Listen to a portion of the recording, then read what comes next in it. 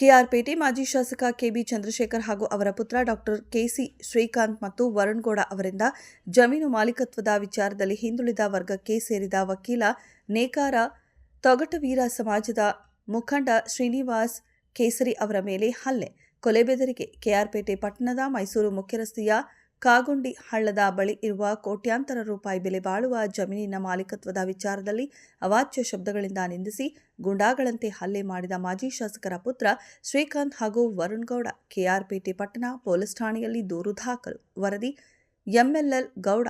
ಕ್ಷಣ ಕ್ಷಣದ ಸುದ್ದಿಗಾಗಿ ವೀಕ್ಷಿಸಿ ರಾಷ್ಟ್ರಧ್ವನಿ ನ್ಯೂಸ್ ಕನ್ನಡ.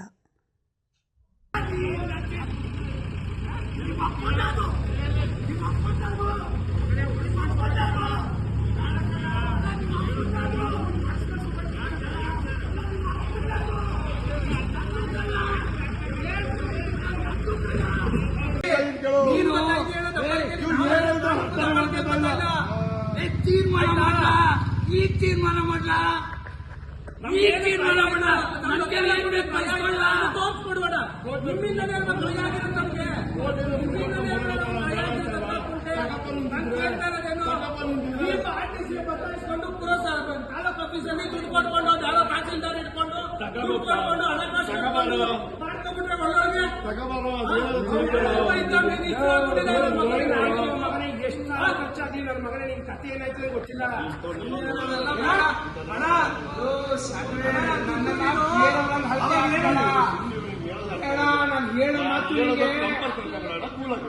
ಏನ್ ಕೂಲ್ ನಮ್ಮ ಮಕ್ಕಂತಾವೆ ಮಾತಾಡೋಂತ ಏನ ಮನೆಯಿಂದ ಮಾತಾಡೋದು ಜೆಸಿಬಿ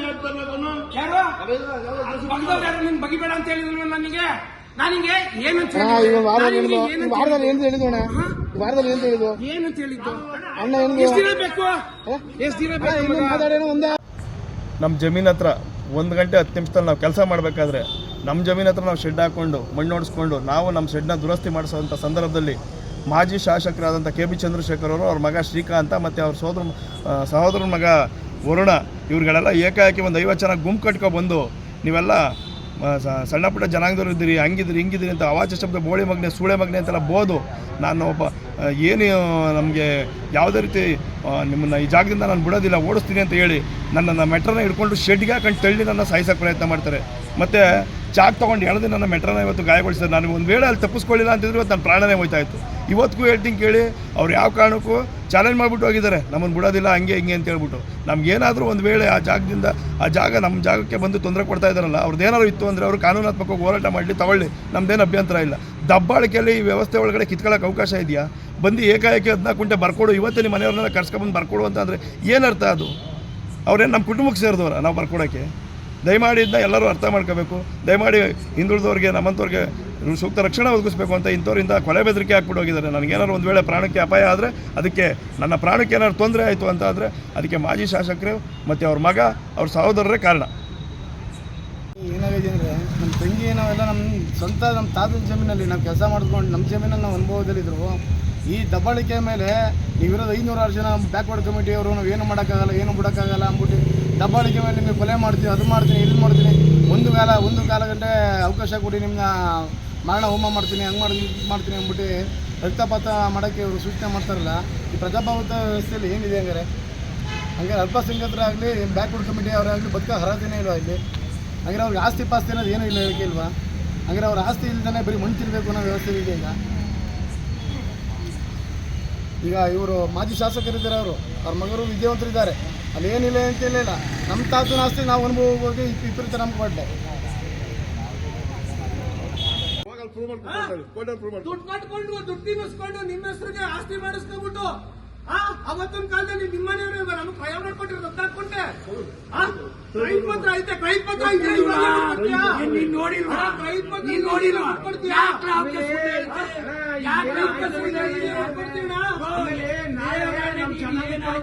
ಗೊತ್ತಿಲ್ಲ. ಅವ್ರು ಹೇಳ್ತೇನೆ, ಗೌರವವಾಗಿ ನಾನು ನೀವೆಲ್ಲ ನಮ್ಮ ಮನೆ ಬೆಳೆದವರು ಗೌರವ ಬೇಕು. ಅನ್ಯಾಯವಾಗಿ ನಿಮ್ಗೆ ಅನ್ಯಾಯ ಮಾಡಬಾರ್ದು ಅಂತ ಇವತ್ತಿನವರೆಗೂ ಇದೆ. ಈ ತರದ ನಾಟಕ ಆಡ್ತೀವಿ ಅಂತ ದೇವರಾಣೆ ಗೊತ್ತಿಲ್ಲ. ಈ ತರದ್ದು ಅವತ್ತಿನ ಕಾಲದಿಂದನೂ ನಮ್ಮ ಅವ್ವ ಅಲ್ಲಿ ಕಬ್ಬು ಬೆಳೀತಿತ್ತು, ಭತ್ತ ಬೆಳೀತಿತ್ತು. ಅವತ್ತಿನ ಕಾಲದಿಂದ ಎಲ್ಲಿ ಗಂಟ ಬೆಳೀತಿದ್ದಲ್ಲ, ಎಲ್ಲಿ ಗಂಟ ಬೆಳೀತಿತ್ತು. ನೀನ್ ಹಾಕಿದ್ಯಲ್ಲ ಒತ್ತುವರಿ ಅದು ನಿಮ್ಗೆ ಅದು ಒತ್ತುವರಿ ಅದು. ಮತ್ತೆ ಹೇಳ್ತೀಯಲ್ಲ ಅವ್ವ ಹಂಗ್ ಬೆಳೀತಿದ್ದ. ನೀನ್ ನೋಡಿದ್ದೀರಲ್ಲ ನೀವು ಕಬ್ಬು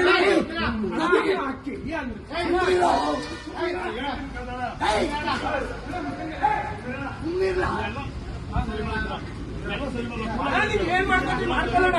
ನಾವು ಇಷ್ಟ ದಿನ ನಿಮ್ಮಿಂದ ಆಗಿದ ನಿಮ್ಮಿಂದ ಏನಾಗ್ಬೇಕು. ಬೇಕಾದ್ರೆ ಸುಮಾರು ಒಂದು 50 ಜನ ಬಂದು ಎಲ್ಲರೂ ಅಲ್ಲೇ ಮಾಡಿ ಮತ್ತು ನನಗೂ ಮೆಟ್ರೆ ಇಟ್ಕೊಂಡು ಚಂದ್ರಶೇಖರ್ ಅವರು ಮೆಟ್ರೆ ಇಟ್ಕೊಂಡು ನಮ್ಮ ಅಣ್ಣಂಗೆಲ್ಲ ಹೊಡೆದು ನಮ್ಮ ಮನೆಯವ್ರಿಗೆಲ್ಲರಿಗೂ ಬಾಯಿಗೆ ಬಂದಂಗೆ ಬೈದು, ಈಗ ನಮ್ಮ ಆಸ್ತಿ ನೀವು ಯಾಕೆ ಮಾಡ್ತಾಯಿದ್ದೀರಿ, ಈಗ ನಮಗೆ ಅಧಿಕಾರ ಇರೋದು ಇದ್ರ ಮೇಲೆ, ಹಂಗೆ ಹಿಂಗೆ, ಆಮೇಲೆ ನಿಮ್ನೆಲ್ಲನೂ ಹುಟ್ಟಲಿಲ್ಲ ಅನ್ನಿಸ್ತೀನಿ, ಹಂಗೆ ಮಾಡಿಸ್ತೀನಿ ಹಿಂಗೆ ಮಾಡಿಸ್ತೀನಿ ಅಂತ ಎಲ್ಲ ಬೆದರಿಕೆ ಹಾಕೋರೆ. ನಮ್ಗೆ ಏನಾದರೂ ಆದರೆ ಅವರೇ ಜವಾಬ್ದಾರಿ. ನಮ್ಮ ಆಸ್ತಿ ನಾವು ಯಾರ ಆಸ್ತಿಗೂ ಹೋಗಿಲ್ಲ. ನಮ್ಮ ಅಪ್ಪನ ಆಸ್ತಿ ನಮ್ಮ ತಾತನ ಆಸ್ತಿಗೆ ನಾವು ಹೋಗಿದ್ದೀವಿ. ನನಗೂ ಹೊಡೆದ್ರು, ಮೆಟ್ರೆ ಎಲ್ಲ ನೀವು ಇಸ್ಕಿ ಹೊಡೆದ್ರು. ಆಮೇಲೆ ನನಗೆ ನೀನು ಯಾರಮ್ಮ ಮಾತಾಡೋಕ್ಕೆ, ಬಾಯಿ ಮುಚ್ಕೊಂಡಿರಮ್ಮ ನೀನು ಅಂತ ಎಲ್ಲ ಬೈದರು. ನನಗೆ ಎಲ್ಲರಿಗೂ ಬೈದರು, ಬಾಯಿಗೆ ಬಂದಂಗೆಲ್ಲ ಬೈದರು.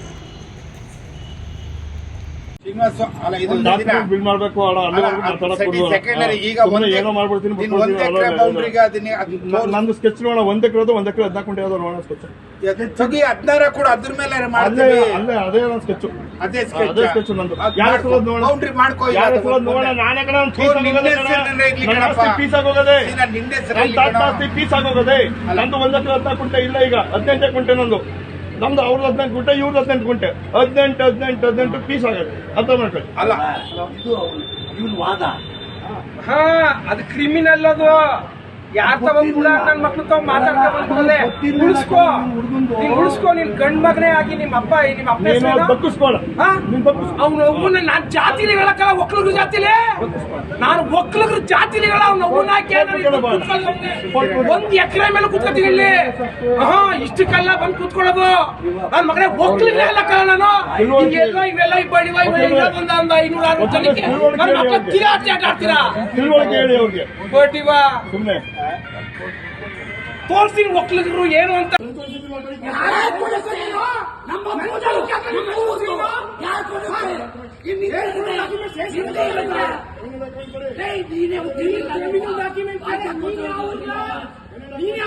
ರೆವಿನ್ಯೂ ಡಾಕ್ಯುಮೆಂಟ್ ಕೇಳಕ್ಕೆ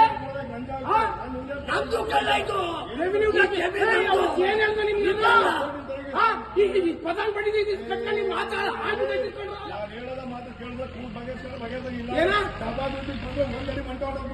ಆಯ್ತು ಕಲ ಆಯ್ತು ಕಂಬುಳ್ಳ. ನೀವು ದಬಾ ದುಡಿಯಲ್ಲ ನನ್ನ ಮಗನೇ. ಇವತ್ತು ಬೆಳಿಗ್ಗೆ ಆದಷ್ಟು ಕೆಡ್ತೀನಿ ಕಲ. ಇಲ್ಲ ಒಟ್ಟು ತಾಕತ್ತು